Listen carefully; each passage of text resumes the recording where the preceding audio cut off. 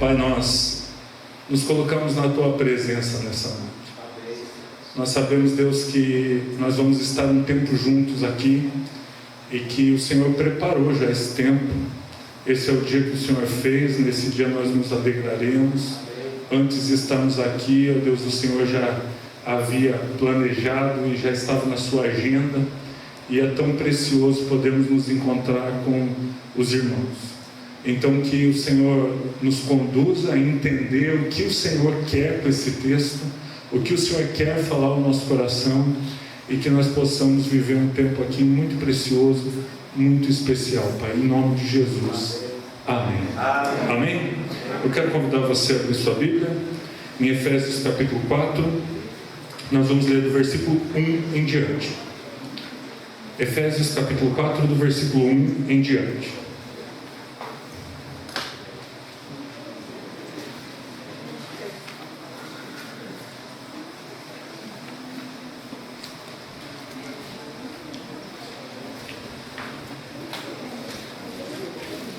Amém?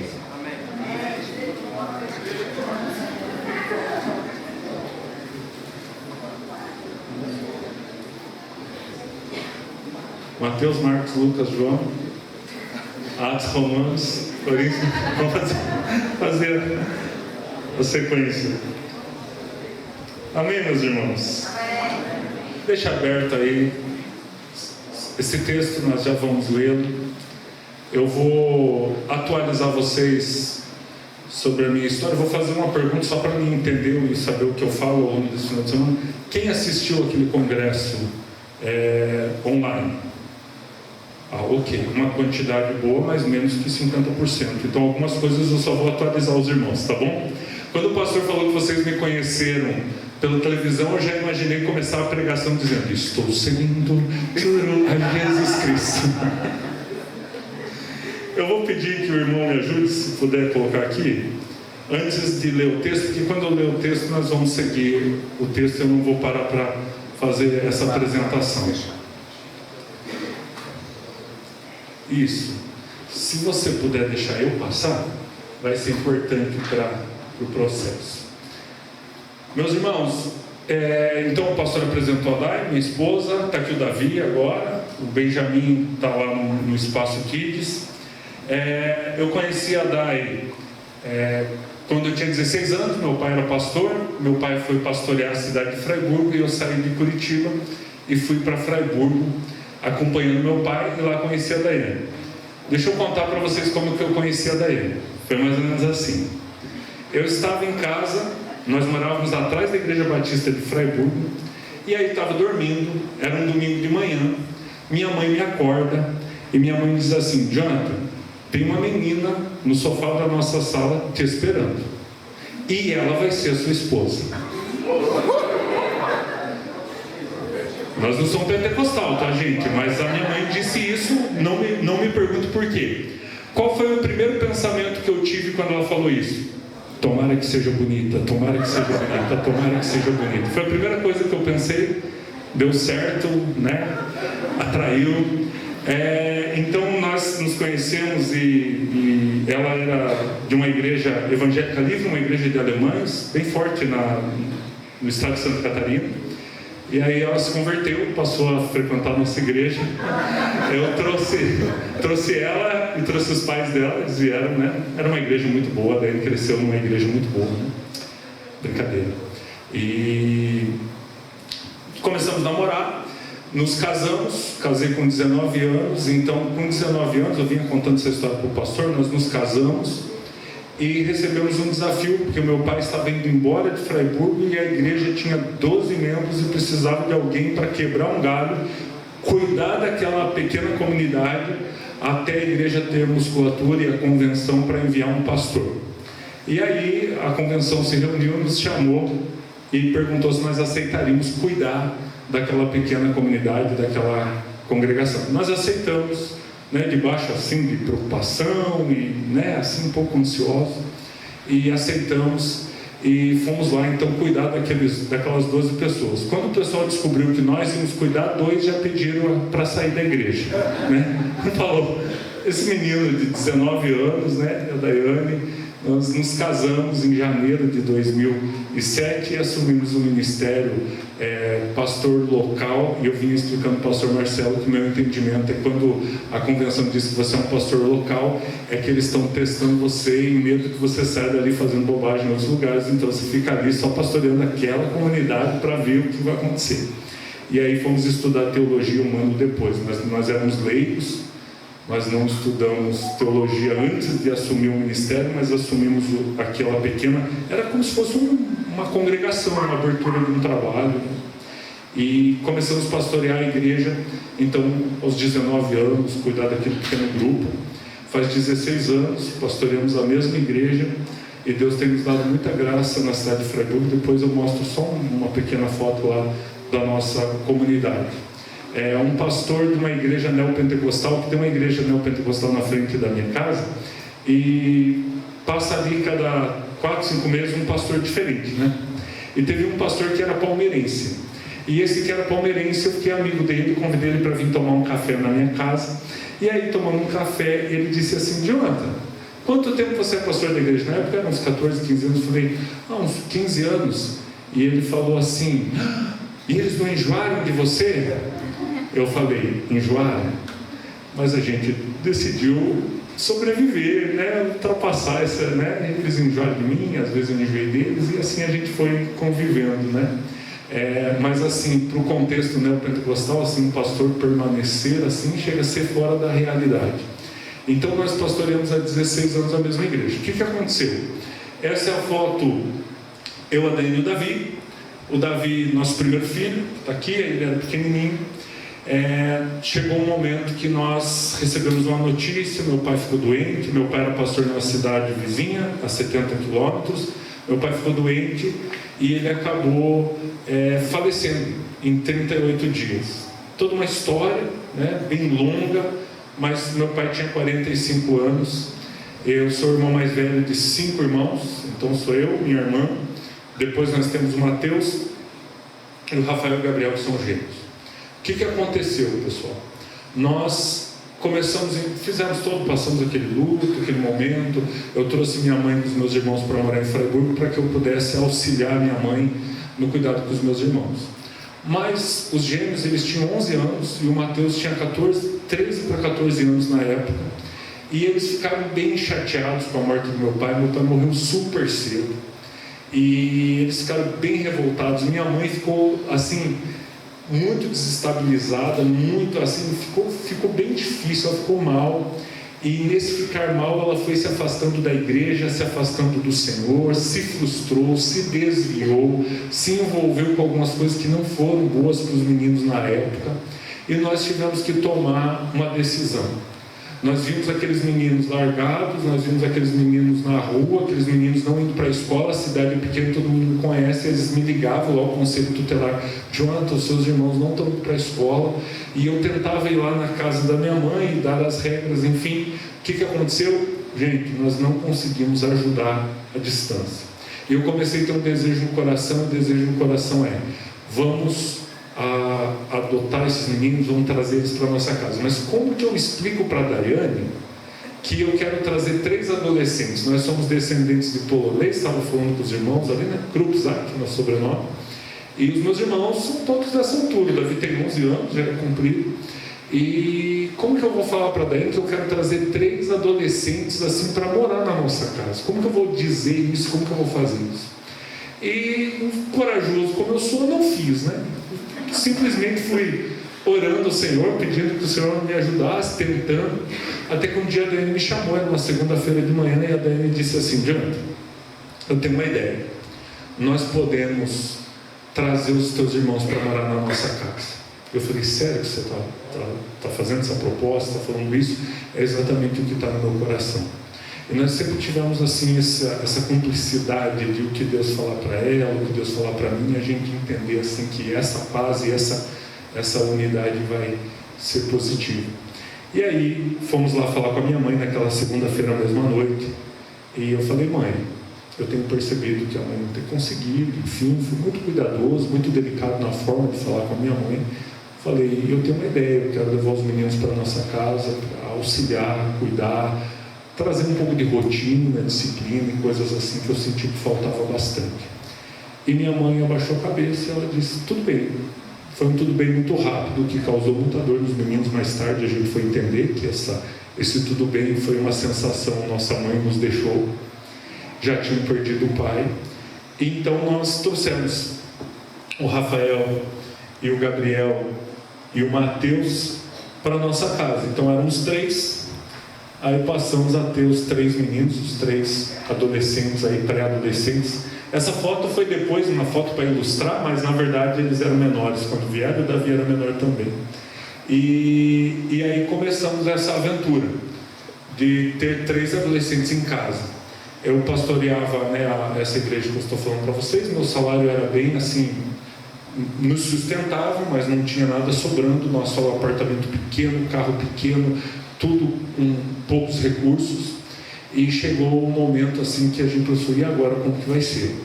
Quando chegou esse momento, buscamos os meninos, trouxemos, compramos uma triliche. É interessante que nós tínhamos pouco dinheiro e naqueles dias, escutem isso meus irmãos, naqueles dias, a vizinha do lado da nossa casa perguntou para a Daiane se ela não sabia alguém que queria comprar uma triliche, ou se nós não queríamos comprar uma triliche. E nós compramos uma triliche usada da vizinha que exatamente naquele momento tinha uma triliche para vender. Eu acho que hoje em dia, com a quantidade de filhos, as pessoas não têm triliche assim tão facilmente, né? Meus irmãos, compramos a triliche, trouxemos os meninos e eu comecei a ficar preocupado, como que eu vou sustentar, como que eu vou fazer esse negócio, como que eu vou fazer isso que nós estamos nos propondo a fazer. Nisso a Daiane me chama para dizer algo bem interessante. Ela disse, Jonathan, olha, minha menstruação está atrasada, faz uns dias que minha menstruação não vem. E eu passei depois desse dia a perguntar para ela, e aí, está vindo a tua menstruação, como estão as coisas? E fui perguntando se está vindo. Benjamin é o nome dele.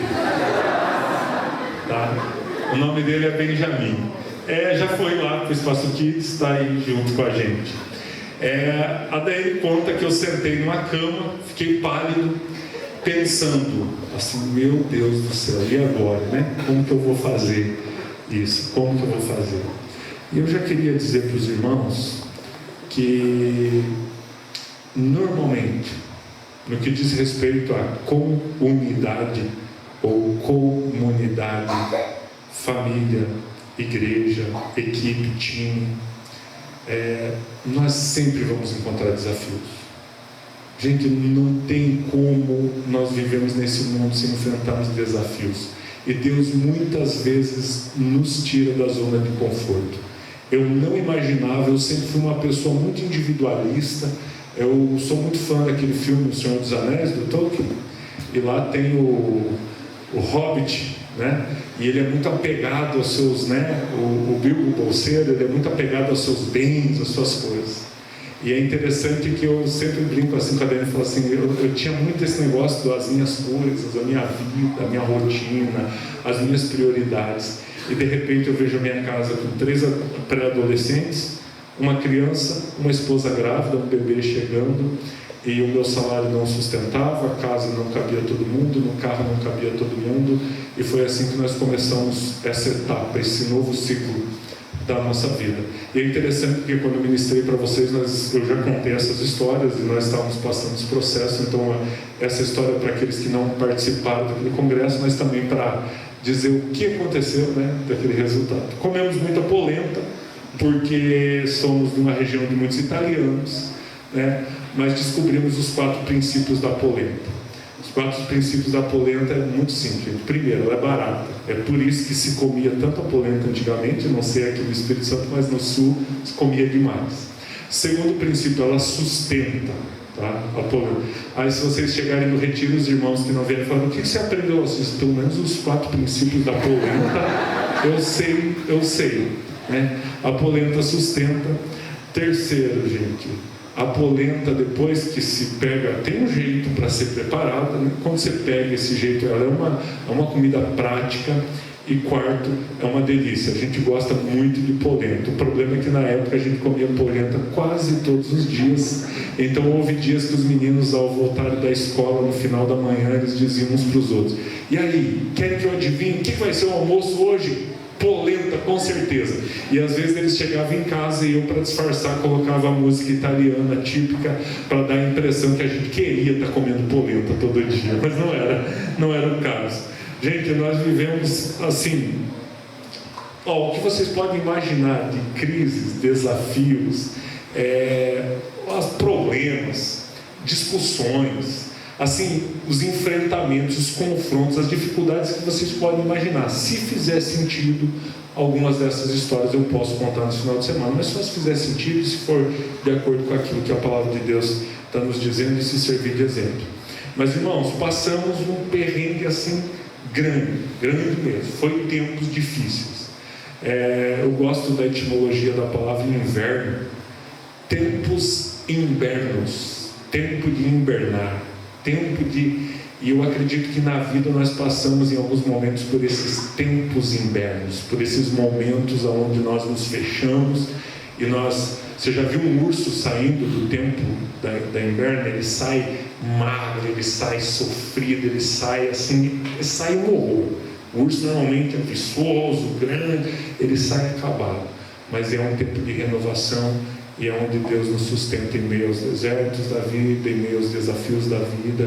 Eu não sei o que você tem vivido, mas independente do que for, por mais pesado que seja, Deus é contigo. E é nos momentos de invernos da alma, momentos difíceis, que nós mais temos experiências com Deus. Então, se vocês me pedissem: pastor, você gostaria de limpar a sua história dos momentos difíceis? Jamais. Apesar de que nos momentos que as coisas estavam acontecendo, eu reclamava com Deus, eu orava, eu chorava, eu pedia um milagre que eu queria era que Deus me tirasse daquela situação magicamente. Mas se após o deserto ter se concretizado, se você me perguntar se eu queria que Deus me tirasse daquele deserto, eu vou dizer para vocês que não. Porque naqueles momentos as experiências com Deus foram as mais intensas, porque é nos momentos que nós somos quebrados, dobrados, e a palavra dobrado já nos remete à adoração. Esses são os momentos mais impactantes. Somos batistas mais tradicionais, mas eu sempre brinco com os irmãos, aonde eu vou, fiz essa brincadeira lá na igreja do pastor Paulo. Não podemos negar, a irmã Cassiane, a gente sempre vai precisar dela em algum momento da vida, independente se somos mais tradicionais ou não. E se vocês acham incrível Paulo Vieira, Tony Robbins, o Wendel Carvalho, a Cassiane já faz o que os caras fazem hoje. Ela já era coach lá nos anos 90. Porque se você estava arrasado e ouvisse 2 músicas da Cassiane, você levantava, né? Tem ministérios opostos, né? Por exemplo, os Arrais. Se você estiver bem e ouvir os Arrais, você cai lá embaixo. 3 músicas dos Arrais, você está correndo risco de suicídio, né, gente? Mas a Cassiane era um negócio que, assim, eu vou dizer para vocês assim, então existem momentos da vida que a gente... eu vou ouvir alguns jovens dizendo assim: mas Jonathan, eu não gosto de Cassiane, que é muito antigo, que é muito pentecostal, que é muito... Se você estiver mal, cara, mas estiver mal mesmo, e ouvir uma música como daquelas, né? Deus vai na frente, abrindo caminhos, quebrando as correntes, tirando os espinhos. Vocês conhecem isso aí? E abre as portas para ninguém mais fechar. Ele trabalha pro que nele confia, caminha contigo de noite e de dia. Olha como eu estou falando. Erga suas mãos, sua bênção chegou. Comece a cantar com muito louvor. Viu, pastor, o que eles andam ouvindo aí no dia a dia? O mais legal é quando você está com muito louvor. Na minha cabeça já vem assim: quando estiver frente ao mar e não puder atravessar, chame esse homem com fé. Só ele abre o mar. Não tenha medo, irmão, se atrás vem Faraó, Deus vai te atravessar e você vai entoar. Essa é para os jovens, ó. fala, né? Toda vez que tiver que passar, chame logo esse homem para te ajudar. É nas horas mais difíceis que ele mais te vê. Pode chamar esse homem que ele tem poder. Obrigado, Deus. Eu quero continuar pregando aqui. Então, não importa o momento, nós vamos passar momentos muito difíceis. Inclusive, vou adiantar um pouco até do que eu vou falar amanhã, mas até como igreja, os momentos difíceis, meus irmãos, primeiro, que os momentos difíceis são permitidos por Deus. Nós vamos lá para a carta de Tiago, ele vai dizer: meus irmãos, considerem motivo de grande alegria o fato de passares por diversas provações.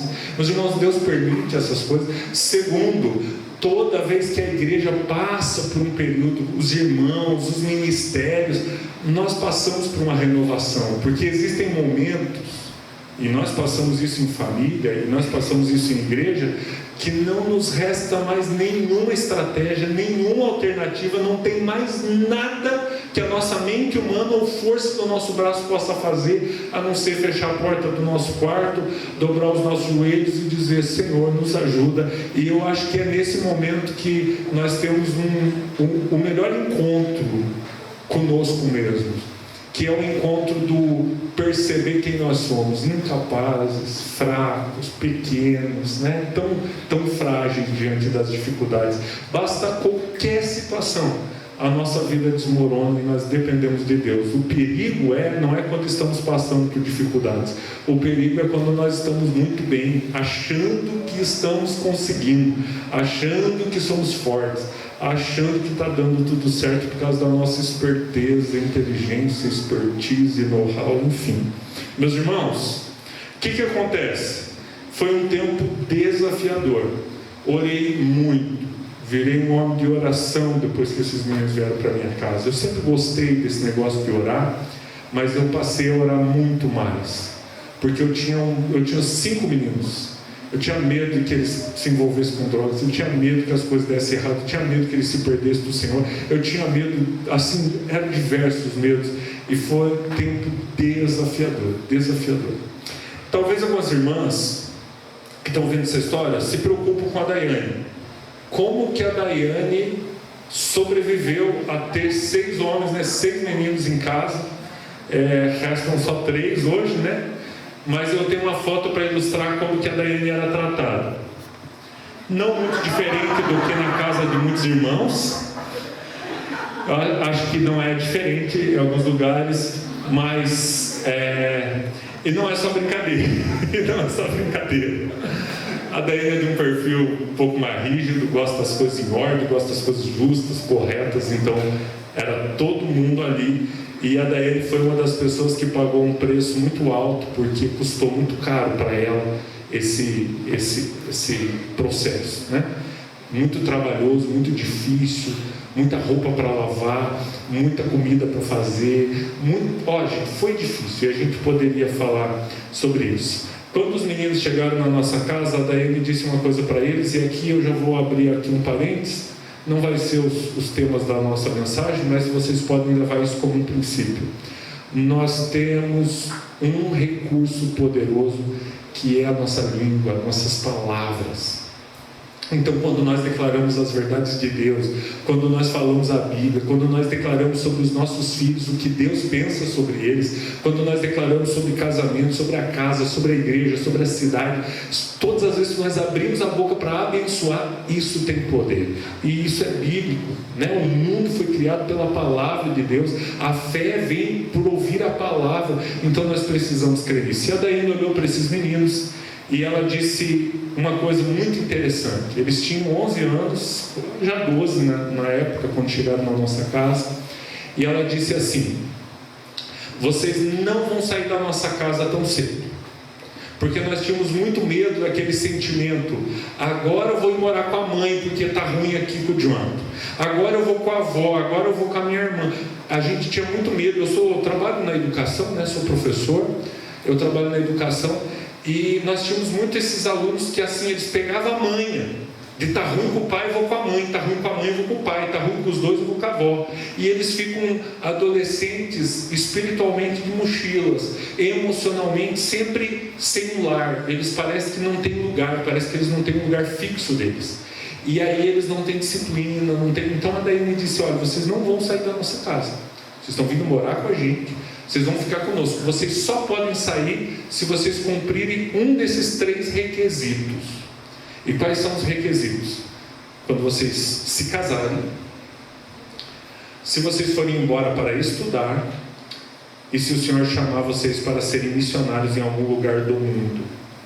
Eles tinham 11 anos, nossa família estava quebrada, passando pelo momento mais difícil, e ela disse para aqueles meninos: se vocês forem ser missionários, vocês podem sair de casa. Quando eles completaram 18 anos, os gêmeos ficaram então como radical pela nossa junta de missões mundiais, e o Gabriel fala inglês fluente, ele ficou na Gâmbia, ficou 2 anos na Gâmbia, pegou o ano de pandemia, acho que quando eu falei com os irmãos ele estava fora, e o Rafa ficou no Senegal. O Rafa falou francês fluente, ficou no Senegal, nos projetos lá do Senegal, como missionário. Tá? Então, gente, foi um tempo assim muito precioso ver se cumprir uma palavra em uma época que nada fazia sentido, mas a palavra foi liberada. Vocês têm essa possibilidade de serem missionários e Deus ter chamado vocês para fazer isso.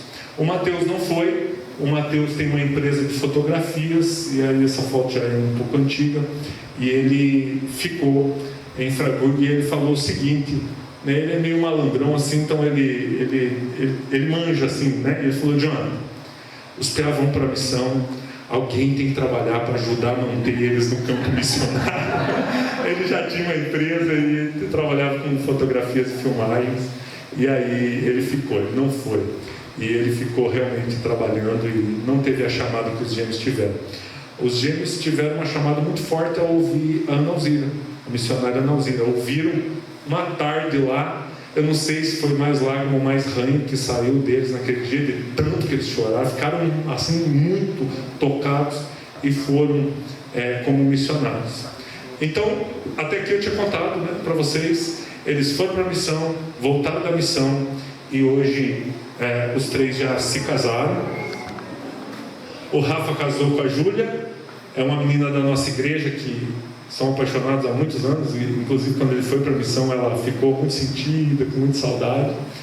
O Gabriel conheceu a Flá lá na África, e a Flá, ela é do Recife, missionária também pelo projeto Radical, se apaixonou por ela. Quando voltou para o Brasil, foi para o Recife pedir ela em namoro, e depois foi se casou. Os 3 têm 1 ano de casado, eles se casaram no final de 21 e no começo de 22.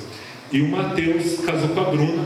A Bruna é uma menina da nossa igreja, uma menina que cresceu também lá junto com a gente, e a Bruna estuda medicina na Argentina, e o Mateus então se casou com ela, foi para a Argentina. Hoje o Mateus mora na Argentina por mais 2 anos, eles ficam na Argentina até ela se formar. E aqui, essa é a nossa igreja, uma foto lá de dentro do nosso espaço. É uma antiga boate na nossa cidade, era uma boate muito grande nos anos 80 e 90. Em meados de 2004, 2005, nós fomos com os adolescentes da nossa igreja, e eu era adolescente, agitador dos adolescentes lá. Nós fomos orar para que a boate fechasse, sabe essas coisas? Aí nós fomos lá do lado da boate, colocamos a mão na boate, dizendo: Deus, fecha a boate, que aqui se transforma em uma igreja, tá? Foi a nossa oração.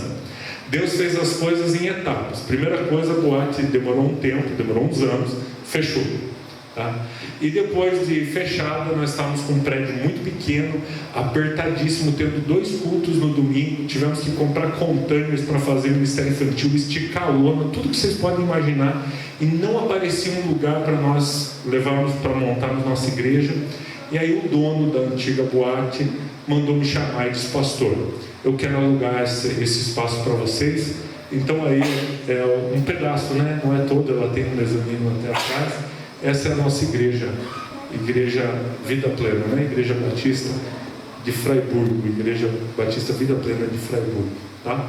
Lá na cidade nós temos um nome na fachada que é Vida Plena Hall. E o hall é porque a nossa estratégia, nós temos o culto, nós temos as programações da igreja, mas promovemos eventos em parcerias, por exemplo, abrimos a igreja para a prefeitura, para palestras, para treinamentos, apresentações, concertos de música, acontece dentro da igreja, e por isso a fachada leva Vida Plena hall de salão, de espaço, e assim a gente cria um link, um relacionamento com a comunidade, que no interior é bem válido. Nós temos um bom relacionamento com a comunidade. E esse aqui, gente, é o meu livro contando, né, um pouco dessas experiências. Se chama Guardiões do Destino.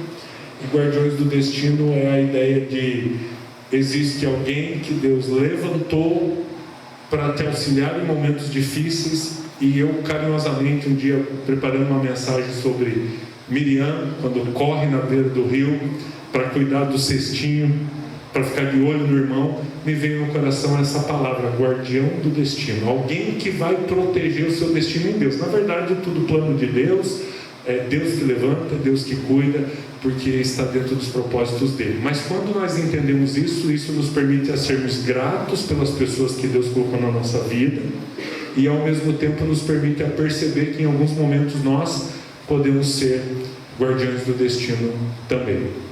Amém? Amém. Desculpe a introdução longa, mas pode fechar. Desculpe a introdução longa, mas eu queria atualizar os irmãos, porque eu tinha contado essa história lá naquela época e queria contar. Então agora eu vou me cuidar aqui no tempo, porque eu sei que eu não tenho tempo para pregar como eu gostaria, mas queria atualizar os irmãos, que sirva como um testemunho. Deus deu muita graça, tá, meus irmãos? Muita graça. Não foi simples, mas Deus deu muita graça. E o mais importante não é o que nós fizemos para Deus, mas o que Deus fez em nós enquanto nós achávamos que estava fazendo uma coisa para Ele. Às vezes o mais importante não é a obra que você vai fazer para Deus, o ministério, o que eu estou fazendo para Deus. Na verdade, Deus não precisa de que nós, seres humanos, venhamos a fazer as coisas. Ele nos permite por pura graça, e enquanto servimos a Deus, Ele trabalha em nós. E é interessante que quanto mais trabalhamos para Deus, mais Ele trabalha em nós, e que isso fique como um segredo para a sua vida. Quanto mais você serve, mais Deus trabalha na sua vida. Amém? Eu quero ler com os irmãos Efésios capítulo 4, versículo 1. Nós vamos ler até o versículo 6. Amém? Amém. Parabéns, pastor. Eu não sei como foi a escolha do texto, mas foi um texto assim tão rico que eu me sinto bem incapaz de poder extrair tudo que ele tem, que é poderoso. Só esse versículo, que é o tema que foi cantado aqui, muito bem cantado, inclusive, é tremendo. Vamos ler, meus irmãos. Versículo 1. Rogo-vos, pois, eu, o prisioneiro no Senhor, que andeis de modo digno da vocação que fostes chamados, com toda a humildade e mansidão, com longanimidade, suportando-vos uns aos outros em amor, esforçando-vos diligentemente para preservar a unidade do Espírito no vínculo da paz. Há somente um corpo e um Espírito, como também fostes chamados numa só esperança da vossa vocação. Há um só Senhor, uma só fé, um só batismo, um só Deus e Pai de todos, o qual é sobre todos, age por meio de todos e está em todos. Amém. Amém? Amém. Que o Senhor nos ajude. Meus irmãos, essa noite é uma introdução e um fundamento para o que vamos trabalhar a partir de amanhã. Primeira coisa que nós precisamos entender é o contexto da carta de Efésios. Paulo passou em Éfeso, ficou lá 3 anos, tem uma história de toda a fundação daquela igreja, uma igreja que confrontou aquela cultura idólatra da Diana dos Efésios, aquela cultura pagã, de feitiçaria, de ocultismo. E quando Paulo vai escrever a carta aos Efésios, e se vocês forem estudar um pouco do contexto da carta, ela é uma carta que vai falar sobre a igreja. Colossenses vai falar sobre Cristo. E A carta aos Efésios vai falar sobre o corpo, Colossenses sobre a cabeça, Efésios sobre o corpo, Colossenses sobre Cristo e Efésios vai falar sobre a igreja do Senhor, sobre essa comunidade, sobre essa igreja de Jesus, sobre esse povo que serve a Deus. Então nós vamos ter aqui, inclusive no texto até onde lemos, vai falar um só corpo, um só cabeça, um só Senhor. Mas a carta de Paulo aos Efésios, ela é muito voltada para a igreja, para tratar desse tema, e ela tem dois viés, ela tem duas partes. Até o capítulo 3, Paulo está trazendo doutrina. Nós falamos hoje sobre doutrina, né, pastor? Paulo está falando sobre igreja, falando sobre doutrina, trazendo princípios e fundamentos bíblicos. Mas a partir do capítulo 4 e até o final do livro, da carta, ele vai falar sobre coisas práticas. Então você vai ter nesse texto, daqui do capítulo 4 em diante, no capítulo 5 e no capítulo 6, os deveres dos pais, os deveres dos filhos, o dever do marido, o dever da esposa, o dever do senhor, o dever do escravo, como tratar, como viver. Vai falar sobre batalha espiritual de forma prática.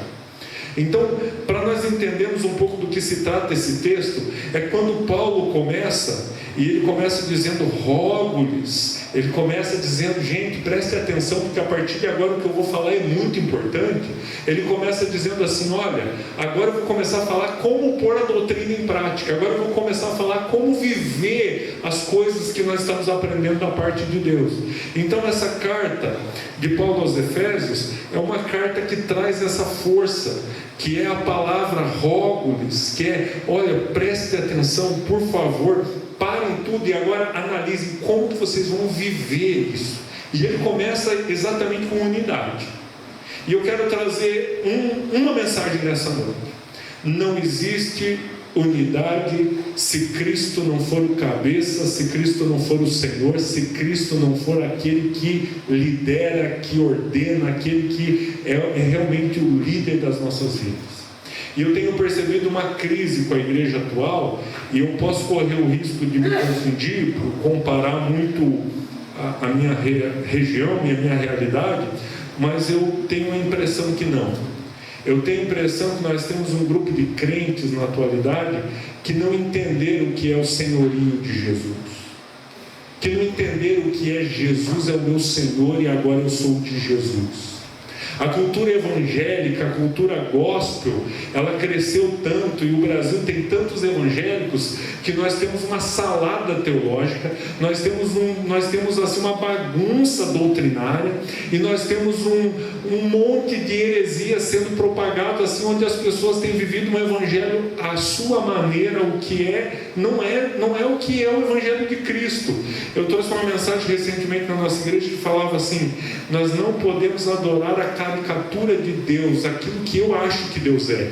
Nós temos que descobrir pela palavra quem Deus é através dos seus atributos, e nós temos que, através dessa compreensão e revelação do Espírito, quem Deus é, nós precisamos adorá-lo, quem Ele é, e não aquilo que nós achamos. Então, meus irmãos, nós estamos vivendo na época da pós-verdade. A pós-verdade é o que eu acho é mais importante do que é sólido, do que é verdade, do que é firme, do que sempre foi. Então agora nós não temos mais como contestar tudo, meus irmãos, tudo. Eu sou do meio da educação, eu trabalho em algumas universidades e trabalho no mundo corporativo, com treinamentos, com palestras. Vou dizer para vocês, gente, se espalhou essa cultura da pós-verdade, aonde o que eu sinto é, o que eu acho é, o que eu penso é o certo, e se você não pensa como eu, vamos viver em paz, vamos viver juntos, cada um aceitando a verdade do outro. Mas, meus irmãos, biblicamente nós sabemos que não funciona assim. Então nós temos que tomar um pouco de cuidado com o ecumenismo, com essa ideia do ecumenismo surgida por volta lá da década de 60, que a ideia do ecumenismo é assim: não importa o que você crê, todo mundo crê no mesmo Deus, vamos todo mundo trabalhar junto, e aí é um perigo. Eu vou dizer para vocês, é importante tratarmos com respeito os nossos irmãos, é importante tratarmos com respeito as outras religiões, mas quando o negócio é não podemos discutir doutrina e precisamos todo mundo continuar com esse amor sem discutir doutrina, nós estamos deixando a doutrina de lado, nós estamos deixando o fundamento de lado para viver em amor e em comunhão, uma falsa pseudo-comunhão, porque como vai existir comunhão do corpo de Cristo se parte desse corpo que quer se relacionar conosco não se submete ao cabeça. Vocês imaginam aqui meu braço fazendo o que ele quer, minha perna fazendo o que ela quer aqui. Meus irmãos, eu estou aqui pregando para vocês, cada um de vocês, meus irmãos, os membros do meu corpo estão submissos à cabeça, eles estão aqui organizados, cada movimento meu, cada movimento da minha língua, dos meus lábios, das minhas mãos, expressões faciais, linguagem não verbal, cada movimento é um comando da cabeça. Então eu não tenho nada contra tratarmos bem e respeitarmos as outras religiões. Inclusive eu sou de uma cidade lá onde eu visito o padre, onde eu converso com o padre é meu amigo. Ele é corintiano, mas ele é meu amigo. Mas eu vou dizer uma coisa para vocês, meus irmãos, nós precisamos nos lembrar do que é o Evangelho. O Evangelho, ele tem que ser algo que vai transformar a sua vida. E como que o Evangelho transforma a sua vida? Jesus é o seu Senhor. Então eu tenho percebido que tem essa doutrina da hipergraça, essa doutrina do Evangelho à sua maneira, customizado, você vive o Evangelho do jeito que você quer e ninguém pode te dizer diferente. E é por isso de uma ascendência tão grande da igreja na internet. E aí nós temos o movimento dos desigrejados e nós temos o movimento de pessoas que eles não querem mais se submeter aqui à autoridade da igreja, ao anjo da igreja em Mata da Praia. Eles não querem mais isso. Eles abrem a internet e eles ouvem o pastor que eles querem, e eu não quero nem criticar os pastores que eles estão ouvindo, mas os pastores que eles estão ouvindo não conhecem eles, e como eles não conhecem os pastores e os pastores não conhecem eles, então não tem como ter essa comunidade, essa união, porque assim é algo distante. Aí eu elogio, eu escuto, eu valorizo alguém que não me conhece, porque se me conhecesse e fosse um pastor, um homem de Deus, me conhecesse, vai me confrontar na caminhada. Então nós vivemos uma época de fragilidade, e eu vou dizer para vocês, é uma fragilidade de caráter, é uma fragilidade moral, é uma fragilidade em que nós estamos perdendo a força. Nossos filhos não têm mais força. Eles não sabem mais encarar um problema, eles não sabem lidar com tédio, eles não sabem lidar. Gente, a próxima geração que vem vindo, e minha ideia não é criticar, sou professor, tenho prazer, gosto muito de jovens e adolescentes, mas minha preocupação é que eles estão vindo sem paciência, eles estão vindo sem resiliência e sem capacidade de lidar com crise, porque nós, os pais, estamos resolvendo todos os problemas deles. E na igreja da mesma forma. Gente, é interessante como a igreja vive muito nivelada com essa cultura do mundo. Os novos crentes, eles não sabem lidar com a soberania de Deus, eles não sabem lidar com o não de Deus. É interessante que eu tive na Angola no ano passado, e há uma crise doutrinária e teológica lá, porque quando as pessoas daquela cultura da religião tradicional, que é a religião muito, feitiçaria, bruxos e coisas assim, quando eles ouvem falar de Jesus, eles dizem: esse Jesus é mais poderoso que o bruxo que eu sigo, então eu quero Jesus. Aí as igrejas evangélicas na África enchem, e eles dizem: eu quero Jesus. Mas aí quando eles oram, Jesus responde com milagre. Eles oram pela segunda vez, Jesus responde com milagre. Eles oram pela terceira vez, Jesus responde com milagre. Inclusive, vou dizer, eu não sei quem é crente novo convertido, quem é crente há mais tempo, mas dá uma inveja desses desgramados crentes novo convertido, porque eles oram e acontece. Eles pedem as coisas e acontece. Se eles falam assim: Senhor, se o Senhor quer me falar algo que passa um jacaré cor-de-rosa aqui, passa 2. É o jacaré da Mary Kay. Meus irmãos, é incrível. O que acontece na África? Mas o dia que eles oram e Deus não responde, ou Deus diz não, ou o milagre não acontece, eles voltam para a feitiçaria. E no Brasil não é diferente. Mas no Brasil é pior, porque eles continuam na igreja, mas eles continuam vivendo um evangelho muito semelhante à feitiçaria. Que evangelho é esse? Um evangelho que não te permite ouvir o não de Deus, um evangelho que não te permite sofrer pela cruz de Cristo, um evangelho que não te permite ver graça no meio do sofrimento, um evangelho que não te permite entender a soberania de Deus. Quando eu conto essa história para vocês, eu quero que vocês imaginem, 38 dias meu pai no hospital, orei, intercedi, coloquei a mão, falei com Deus, clamei, a minha igreja orou, amigos oraram, meu pai era muito querido, nós recebemos tudo que é oração. E aí eu vou dizer para vocês, o maior equívoco do neopentecostalismo e da teologia da prosperidade é quando eles dizem para você, não aconteceu porque você não teve fé. Mentira! Por que mentira? Porque eu vou dizer para vocês, até a hora da morte do meu pai, quando a médica veio dizer que ele morreu, foi uma notícia que eu não esperava, foi uma surpresa. Fazia 38 dias que eles estavam dizendo que ele ia morrer, e eu não acreditei que ele ia morrer, até a hora que ele de fato morreu. Foi uma surpresa, eu tive fé, eu criei até o fim. E aí você diz, Jonathan, como que você lidou com tudo isso? Eu vou dizer uma coisa para vocês, meus irmãos. Quando Deus me responde, quando Deus fala comigo, quando Deus faz um milagre, Ele é Deus, está sentado no trono, a sua glória enche o céu e a terra é o estrado dos seus pés, Ele é santo, Ele é digno de louvor. Quando Ele me diz não, quando as coisas não acontecem como eu quero, Ele continua sendo Deus, Ele continua no trono, Ele continua com a glória dEle enchendo toda a terra, Ele continua sendo bom. Eu me lembro que na época a igreja cantava uma música muito animada, e os jovens, a banda da nossa igreja cantava uma música que dizia assim: Deus é mais forte que a morte, Ele vive para sempre, com Ele eu vou. Era uma música muito animada, eles cantavam. E tinha um pedacinho de uma música, não é conhecida dos irmãos, porque era uma banda lá do sul, e bem pequena aquela banda, mas era uma música que dizia assim: tudo que for de Deus é bênção para mim. Se Ele quiser me dar, é bênção para mim. Se Ele quiser tirar, é bênção para mim. Se eu estiver na montanha, é bênção para mim. Se eu estiver no vale, é bênção para mim. Mas o meu amor por Ele é maior, independente do que acontecer. E nós tínhamos uma montagem, eu sempre fui muito animado, e eu entrava. Gente, eu sempre sonhei em ser cantor, mas daí não tive talento. Virei pastor, e é a melhor coisa que aconteceu. Porque hoje na igreja, quando eu quero cantar, eles não têm para quem reclamar.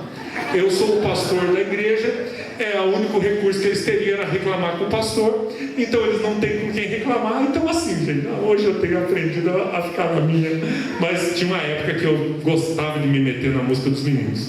E aí eu vou dizer para vocês, meus irmãos, tinha um momento da guitarra, e eles faziam uma preparação, um medley, e eles estavam cantando Deus é mais forte que a morte, e tinha uma transição, e eu entrava, e era uma música assim, era um popzinho assim, né, assim, tudo que for de Deus é bênção para mim, se eu estiver no vale é bênção para mim, se Ele quiser me dar é bênção para mim, se Ele quiser tirar é bênção para mim, o meu amor por Ele é maior. E nós pulávamos, cantávamos, dançávamos, era uma música muito alegre, com muita guitarra, muito animada. Meu pai morreu, sepultamos meu pai, os pastores, a igreja. Amanhã, quando eu for falar da igreja, eu vou dizer, num momento de luto, eu fico muito entristecido com aquelas pessoas que começam a ficar falando só mal da igreja. Eu fico muito entristecido. Tem pessoas que chegam um momento que elas estão assim tóxicas, elas falam mal da igreja o tempo todo, nada presta, tudo é ruim, e é verdade. Se os olhos forem trevas, que tremenda traição. E eu vou dizer para vocês, num momento como esse, que eu perdi o meu pai, e eu era um pastor, o que aquela minha igreja que eu pastoreava fez por mim, o carinho, o amor, a dedicação, o que a minha igreja fez, pastor, comigo, foi algo tão extraordinário que o mundo não sabe o que é isso. Porque a nossa ligação é nível do Espírito, nós temos um vínculo da paz, nós temos uma unidade no Espírito. Meus irmãos, aconteceu aquele velório, aquele momento. Eu lembro que eu fiquei em casa uma noite, eu falei para Deus, puxa Deus, o Senhor está errado. Eu falei, Deus, eu sei que o Senhor errou, porque eu sei o que é melhor. Meus irmãos não podiam ficar sem pai, minha mãe não vai, eu já pensava, minha mãe vai se desequilibrar aqui sozinha, não vai dar certo. Eu falei, Deus, eu tenho 26 anos, meu pai não podia morrer. Falei, o Senhor errou dessa vez. Eu orei isso, fui muito sincero, rasguei minha alma. Tem uma coisa que a igreja precisa resgatar, que é uma disciplina espiritual: o lamento. O lamento, você não fala as coisas para criticar Deus, você no lamento só fala como você está se sentindo, e lamento é bíblico. Tá? O lamento é importante. Às vezes, dizer para Deus, eu me sinto assim, eu falei para Deus, eu acho que o Senhor fez errado, eu acho que o Senhor se equivocou. E naquele próximo domingo, nós estávamos no culto, após a morte do meu pai, que foi na segunda noite, e a igreja cantou essa música, Deus é mais forte que a morte, Ele vive para sempre, com Ele eu vou viver. E eu tive que tomar uma decisão no meu lugar. Subo para cantar tudo que for de Deus, é bênção para mim, se Ele quiser me dar, é bênção para mim, se Ele quiser tirar, é bênção para mim, ou não subo? E eu pensei uma única coisa, Ele me disse não, Ele tirou meu pai, eu perdi o meu pai, e eu não recebi a oração, eu tive fé até o fim, então estou diante de uma doutrina bíblica, a soberania de Deus. Deus é Deus, independente se Ele fez ou não o que me agrada, e se Ele é Deus, Ele está no trono, a terra é cheia com a sua glória, o céu é cheio com a sua glória, e Ele é digno de ser adorado. Eu subi, era a nossa igreja lá antiga, e eu peguei o microfone, e foi um momento, todo mundo, eu sempre cantava esse pedacinho dessa música, e foi um momento muito especial, nunca vou esquecer. Quando eu peguei o microfone para cantar essa música, a minha igreja chorou comigo, e eu chorei, mas chorando eu cantei, tudo que for de Deus é bênção para mim, se eu estiver no vale é bênção para mim, se Ele quiser me dar é bênção para mim, se Ele quiser tirar é bênção para mim, o meu amor por Ele é maior. Isso é quando a doutrina te sustenta, quando a palavra de Deus te sustenta. Só que tem uma nova geração, e tem uma geração de crentes, até uma velha geração que está com amnésia, que não lembra mais que Jesus é o Senhor, e que por Ele eu morro, e que por Ele eu vivo, nele eu existo, nele eu me movo, Ele é o autor e o consumador da minha fé, e não importa o que acontecer, Jesus é o meu Senhor. Então nós vamos falar nesse final de semana sobre unidade, mas nós precisamos primeiro entender a unidade com Cristo, e que Cristo é o Senhor, e Ele é o Senhor. Meus irmãos, Cristo é o Senhor, e se Ele é o meu Senhor, eu não vou mais amar as pessoas, né? Não só suportando, a gente vai falar disso amanhã, né? Sobre o que foi falado aqui, mas nós não vamos mais fazer as coisas apenas, nós vamos fazer na força dEle, para a glória dEle, em obediência a Cristo, porque Cristo é o Senhor. Minha família se converteu nos anos 90, e eu me lembro que quando a minha família se converteu nos anos 90, era mais fácil. 5% de crentes evangélicos no Brasil. Os crentes eram criticados, zombados, vocês não têm ideia, em televisão, na escola. Eu fui criança e crente, fui criticado, crente não era bem tratado no Brasil, mas quando alguém ia para a igreja, quando alguém ia no apelo, levantava a mão uma vez para aceitar Jesus e passava pelo estudo bíblico e se batizava, isso era radical. Hoje a gente não consegue saber, não consegue mais medir na vida da pessoa se ela de fato se converteu, porque ela vive muito parecido com como ela vivia antes. O processo está muito lento, mas o Evangelho é radical. O Evangelho, quando você é alcançado pela graça de Cristo, é como se uma locomotiva te atropelasse e mudou tudo, e você morreu para esse mundo e renasceu em Cristo. Não tem como você se tornar um crente e continuar mais ou menos em banho-maria, começar esse processo lento que parece que você nunca muda. Não, tem que mudar, tem que mudar. Jesus é o teu Senhor, então agora você não faz mais as coisas que você acha que é o certo, que você gosta. É por isso que o novo crente ele tem que devorar a Bíblia, porque agora ele precisa descobrir o que Deus quer, porque agora ele precisa viver o que Deus quer. Então eu lembro que quando meu pai e minha mãe se converteram nos anos 90, eu me lembro que eles compraram camisa escrito Jesus, eles compraram um adesivo para pôr no carro escrito Jesus e um peixe, e eu me lembro que eles começaram a ler a Bíblia todos os dias, eu me lembro que eles começaram a ir no discipulado e ir na escola bíblica, e eu me lembro que a nossa vida não foi mais a mesma. A primeira visita que o meu pai fez ao meu padrinho, a amizade acabou. Você diz, por que acabou, adianta? Porque todas as piadas, porque todo o jogo, porque toda a cachaça, porque tudo aquilo que antes era o que ligava o meu pai a outro amigo dele, que era esse que era o meu padrinho, quando eles foram se encontrar, não havia mais nenhuma comunhão. Meu pai já não queria mais nada daquilo, e o meu padrinho não suportou aquela mudança radical na vida do meu pai. Mas uma coisa se sabia: agora o Alvino se converteu, então agora ele é de Jesus, então agora ele é um crente. Então na comunidade todo mundo sabia que uma pessoa que se converteu não era mais a mesma. Mas hoje nós vivemos um evangelho lento, um evangelho que a pessoa vai para a igreja E ela parece estar amortecida, anestesiada, e está. Eu vou falar de pecado na segunda-feira. Parece que nada não vai. E assim, meus irmãos, às vezes é uma experiência só na emoção, a experiência do momento, mas não tem base doutrinária para suportar. Então eu vou dizer uma coisa para vocês, prestem atenção no texto. Como prisioneiro no Senhor, olha só o que Paulo está dizendo. Paulo está dizendo, para começar esse texto que nós vamos estudar nesse final de semana, Paulo está dizendo: eu sou um prisioneiro no Senhor. Sabe o que ele está dizendo? Não foi Roma que me prendeu, não é Roma, não é o poder de Roma que me mantém preso. Eu estou preso para Cristo, eu estou preso em Cristo, eu estou preso no Kyrios, Senhor. No grego, Kyrios, Senhor. Eu estou, sabe o que significa Kyrios? Meu dono. Eu pertenço a Deus.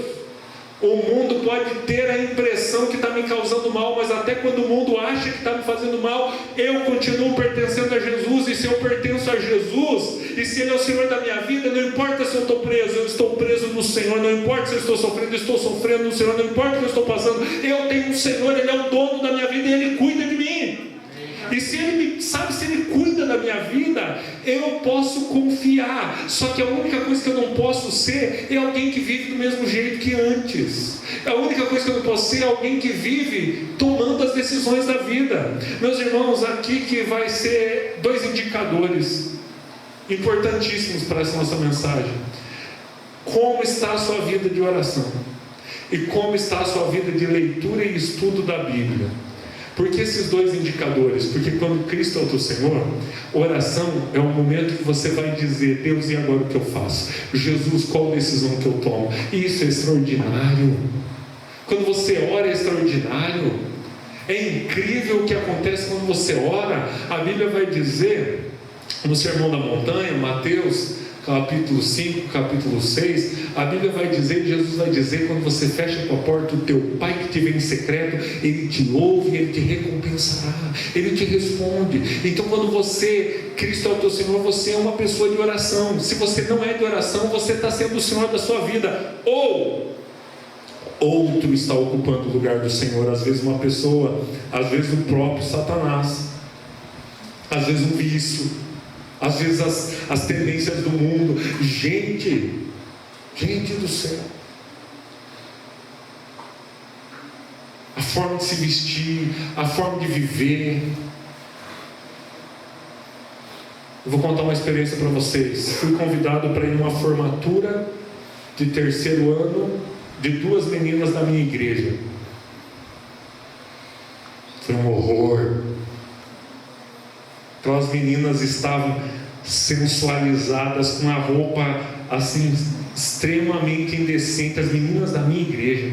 Quando eu cheguei na cerimônia, fiquei extremamente desconfortável, eu com toda a minha família. Quando chegou o momento da dança da turma, elas dançaram funk, meninas da minha igreja. Sabe por quê? Por causa de uma doutrina dicotômica, por causa de uma heresia dicotômica, que é o quê? O que eu estou vivendo na minha formatura não tem nada a ver com a minha fé. E tem. A minha sexualidade não tem nada a ver com a minha fé. Tem. A minha vida no meu trabalho não tem nada a ver com a minha fé. Tem. Eu levantei com a minha família, foi desagradável, nós saímos daquela festa, porque aquela festa era repugnante aos olhos do Senhor e aos nossos olhos. E aí eu fui conversar com esse pessoal, eles não estão entendendo. Gente, eu vou dizer aqui para vocês, uma menina aqui da igreja, quando vai escolher o seu vestido para a formatura, gente, ela escolhe o que ela quer, o que ela gosta, o que pareceu bom para ela. Mas meu Deus, gente do céu, nós servimos a quem? Quando você que é empresário vai pagar os seus impostos e faz lá as maracutaias para não pagar tudo que tem que pagar, mas que Cristo que você está servindo? Você quer que o pastor vá orar pelo teu negócio, mas como, gente?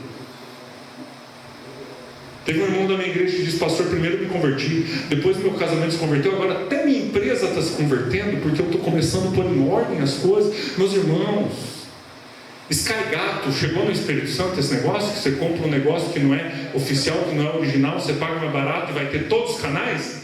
Gente, você é crente! Pelo amor de Deus, gente! Estou acabando com o negócio com os irmãos. Um dia eu fui na igreja e tinha um irmão que instalava. Disse, pelo amor de Deus. Mas aí você assim, eu estou tendo vantagem, eu não estou tendo que pagar, mas fica assim, porque ninguém vai morrer se não tiver TV a cabo. Mas fica assim, mas fica com Cristo, porque Cristo é o Senhor, Cristo é o cabeça. Gente, o Evangelho tem que ser algo radical. O Evangelho tem que ser algo radical. Você já viu uma feminista mais ou menos, meio feminista? A feminista, quando ela vira feminista, meus irmãos, aquilo ali é radical. Vai ver os protestos na Argentina, vai ver os protestos no Brasil. É uma coisa assim, elas se entregam de corpo e alma, elas fazem absurdos pelo feminismo. Gente, o Evangelho é muito maior do que qualquer movimento, do que qualquer pensamento filosófico humano. O Evangelho é algo que tem que tornar você radical. E daí as pessoas vão dizer, você está um fanático. Você diz, olha, eu não sou tão fanático, mas eu não sou mais dessa terra. Eu sou aqui, alguém está aqui só como forasteiro, e em breve eu estou indo com Cristo, e essa é a minha esperança, essa é a minha alegria, essa é a minha certeza, e é por isso que eu vivo, e é nisso que eu creio. Cristo é o meu Senhor, eu não sou mais dessa terra. Então quando eu vou escolher uma roupa para vestir, eu tenho que perguntar para o Senhor que roupa que eu vou vestir. Quando eu vou fazer um negócio, eu tenho que perguntar para o Senhor como fazer o negócio. Quando eu vou falar com alguém, eu tenho que perguntar ao Senhor como que eu vou falar. Quando eu vou educar meu filho, eu tenho que perguntar ao Senhor o que fazer, porque eu sou servo dele. Só que daí esses dois indicadores são muito importantes, porque quando Cristo é o Senhor da tua vida, você precisa orar, você necessita orar, porque você não suporta viver a vida sem orar, porque é só orando que você vai dizer para Deus te orientar nas coisas. Agora o segundo indicador é a leitura da palavra, o estudo da palavra, e você vai precisar disso, porque vai haver um anseio dentro de você de conhecer a vontade de Deus para a sua vida, e é através da Bíblia que você vai conhecer a vontade de Deus para a sua vida. É através da palavra. Então você vai querer devorar, você vai querer ler, vai querer estudar. Você não é mais o mesmo. Você agora é um cristão. E eu não sei quanto tempo você é crente, mas você precisa hoje de um despertamento na sua vida. Para nós falarmos de unidade, nós temos que dizer que nós vamos falar de unidade do corpo, mas só tem um só corpo e um só cabeça, um só Senhor, e é Cristo. É nele que nós nos unimos, e é nele que nós sobrevivemos nessa terra. Nós precisamos resgatar, e o meu convite nessa noite, eu estou encerrando porque não posso, porque gastei metade do tempo contando testemunho, né? Eu vou dizer uma coisa para vocês, meus irmãos. Nós precisamos hoje reorganizar a nossa doutrina sobre quem nós somos nessa terra, a quem nós pertencemos e o que nós estamos fazendo. O apóstolo Paulo está dizendo, como prisioneiro no Senhor, ou seja, eu estou preso, não é Roma que me prendeu, eu não estou preso por causa de alguma coisa desse mundo, eu pertenço a Jesus, eu sou de Jesus, tudo que acontece na minha vida, Jesus é o centro. Eu sou prisioneiro de Cristo. Prisioneiro de Cristo. Amém? Amém. Eu me lembro de uma história da Romênia, que durante um período de severa perseguição, inclusive um dia eu contei aquela coisa da Cassiane, falei da Cassiane num congresso em Curitiba. Tinha um missionário, que foi missionário na Romênia, e ele me falou que quando ele foi para a Romênia, ele levou um CD da Cassiane, e ele brincou, disse, adianta muito, muito verdade o que você está falando.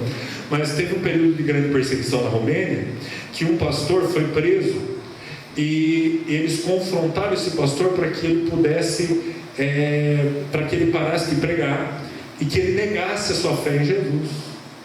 E esse homem não negava por nada. Então eles fizeram vários modelos diferentes de tortura com esse homem. E uma das torturas que eles fizeram, eles introduziam por um cano ratos famintos. Esses ratos perturbavam, esses ratos incomodavam esse homem. Ele passou dias acordado num canto, chutando aqueles ratos.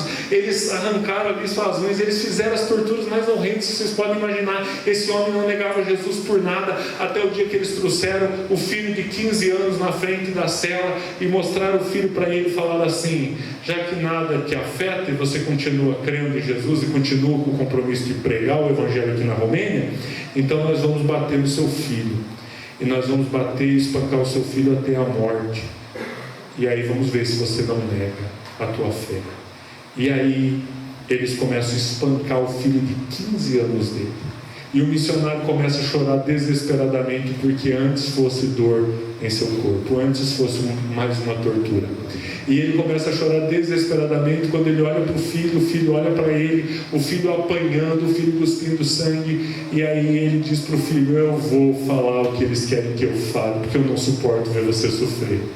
Um menino de 15 anos olha para o pai e diz o seguinte: não faças comigo a vergonha de ter um pai por traidor. Se for preciso que eu morra, eu vou morrer, mas nós não vamos abrir mão da nossa fé. Um menino de 15 anos, quem que ensinou a Bíblia para esse menino? A história não tem um final feliz, o menino morre, eles matam o filho dele na frente dele, e ele permanece fiel àquilo que é o Evangelho. Isso aqui é escandaloso para a nossa geração. Deus o livre tocar nos nossos filhos, Deus o livre tocar no nosso corpo, Deus o livre se acabar a nossa estabilidade financeira. A gente nega Jesus por qualquer coisinha. Meus irmãos, mas nós precisamos resgatar o Evangelho. São dias terríveis, nós estamos prestes a viver dias difíceis, pois o tempo a coisa tem acelerado. E eu vou dizer para vocês, meus irmãos, é nesse tempo difícil que Deus te chamou para ser um cristão genuíno, um cristão verdadeiro, um cristão honesto, um cristão sincero, um cristão crente de verdade.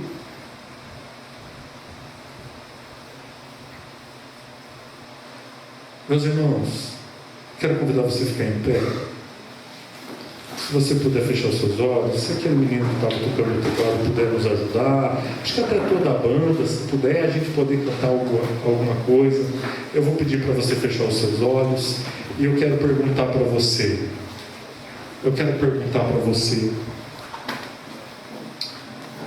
quanto tempo você ora no seu dia? Você tem orado? Ou será que você vai decidindo e tomando as decisões? Porque aqui é um indicador para saber se você tem Jesus como teu Kyrios, teu Senhor. Quero saber nessa noite aí, você responde isso para Deus no seu coração, se você tem lido a palavra, se você... Deixa eu fazer uma pergunta, e agora essa pergunta ela precisa confrontar você. Você tem desejado a palavra? Você tem ansiado por ler, por estudar? Você tem se inquietado no desespero de querer ler a palavra?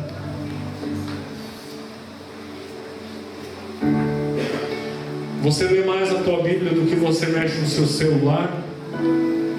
Você lê a tua Bíblia, é a primeira coisa que você faz na tua manhã?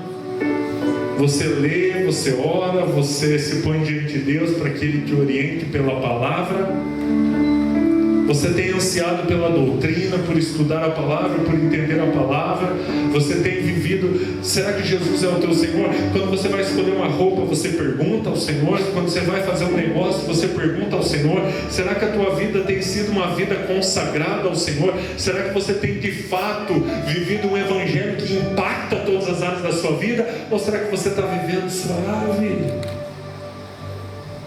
Ou será que você tem colhido ano após ano as burradas que você faz, as besteiras que você faz, os negócios ruins que você faz, as decisões ruins, os relacionamentos ruins, os pecados que você tem cometido, tem te feito sofrer? Será que você está aí, esse escravo moral, ano após ano, sofrendo as mesmas coisas, as mesmas mentiras, os mesmos enganos? Satanás é nosso inimigo, ele sabe atacar a estrutura das trevas, ele sabe exatamente como incomodar um crente. Mas eu vou dizer, será que Jesus tem sido o teu Senhor? E minha oração é talvez para que você entregue sua vida a Jesus hoje. Talvez minha oração seja essa, e talvez seja esse o convite. Você quer entregar sua vida a Jesus para ter sua vida impactada pelo poder do Evangelho, pelo poder da cruz, pelo poder do Senhor Jesus? Talvez seja essa a resposta que você precisa dar. A segunda pergunta é: você já é um cristão? Você já entregou a sua vida a Jesus? Você quer passar por um despertamento a nível de doutrina, a nível bíblico e a nível espiritual? Você quer passar por esse retiro é um lugar, é a casa do oleiro, é aqui que é para o vaso ser ajustado, aqui é para o ferro ser afiado, aqui é para você ser renovado. É por isso que a igreja organizou. Gente, a igreja não organizou isso apenas para o nosso lazer. O nosso lazer é um bônus, o nosso lazer é um plus. E o nosso lazer é fruto da nossa alegria em Jesus e da nossa comunhão. Mas eu vou dizer uma coisa: Jesus te trouxe aqui porque Ele quer pegar você e Ele quer curar você, Ele quer transformar você, Ele quer tornar você alguém resiliente, alguém corajoso, alguém capaz de viver um evangelho radical nos dias atuais. Eu sei que tem jovens aqui que vão ser, nesse final de semana, incendiados para viver um evangelho radical bíblico, um evangelho sério, um evangelho de coragem, um evangelho de ousadia, um evangelho que sobrevive aos argumentos dessa era.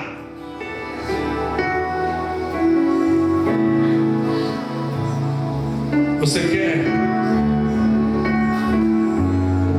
que Jesus seja o seu Senhor? Seja você um não cristão que nessa noite está entregando a vida a Jesus? Ou você, como um cristão, quer renovar o seu compromisso de ser um servo obediente e fiel a Jesus? Amém? Nós vamos cantar, e nesse momento, enquanto cantamos, se você puder pôr a mão aí no seu coração, e se você puder orar onde você está, seja quais forem as decisões que você vai tomar. Talvez até nessa noite eu pincelei alguma coisa que você já entendeu que você está fora, que você já entendeu que você está longe de Deus. Talvez nessa noite você vai fazer um voto, um compromisso de voltar à leitura, de voltar ao estudo, de voltar à oração, de voltar ao lugar secreto com Deus. Talvez hoje você vai fazer um voto de voltar à doutrina, de voltar à fé, de voltar à coragem, de voltar à resiliência, de voltar ao radical, a ser um crente radical, porque o Evangelho impactou todas as áreas da sua vida. Talvez hoje você vai tomar a decisão de dizer: Senhor, eu perdi o primeiro amor, mas eu quero voltar onde eu caí, eu quero voltar onde eu perdi, e eu quero renovar o meu compromisso. Eu quero ser crente como eu já fui antes, eu quero ser crente de verdade, e eu quero viver o Evangelho da cruz, e eu quero viver esse Evangelho que pode o mundo todo cair ao meu redor, mas dentro de mim eu tenho esperança, segurança, fé, alegria e paz no Espírito Santo. Aleluia. Nós vamos cantar. Põe a mão sobre o seu coração. Ore a Deus. Assim eu vou clamar.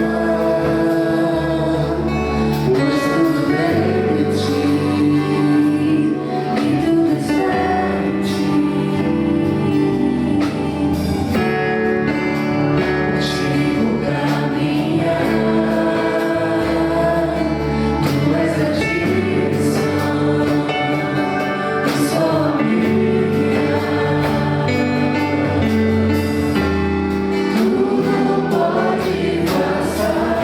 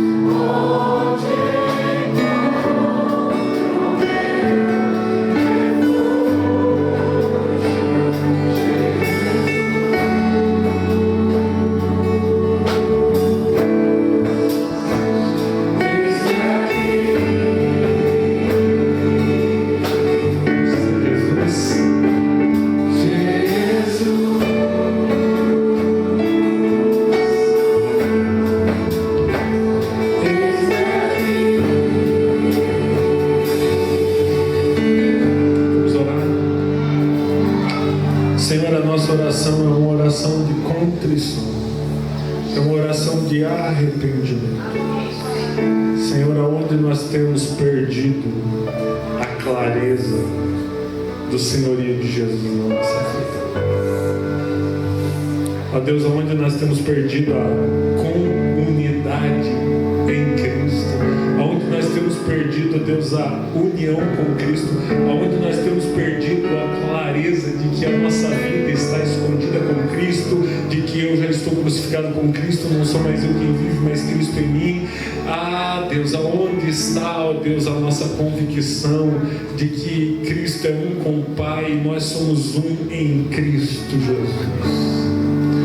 Por isso nós queremos te pedir perdão, Senhor, pelas decisões que nós tomamos pela nossa própria vontade. E são tantas. Nós temos decidido, nós temos feito as coisas, nós temos dividido o que é a nossa fé no domingo e na segunda-feira fazemos as coisas conforme o nosso desejo. Nós queremos nos arrepender por isso. Se todos puderem repetir comigo, diga assim: Senhor Jesus, nessa noite eu confesso que Jesus Cristo é o meu Senhor, é o meu Salvador, suficiente Salvador. E por isso eu declaro que a minha vida está em Cristo, que eu pertenço a Cristo e que a partir dessa noite, em todas as áreas da minha vida, eu quero obedecer Jesus Cristo como meu Senhor.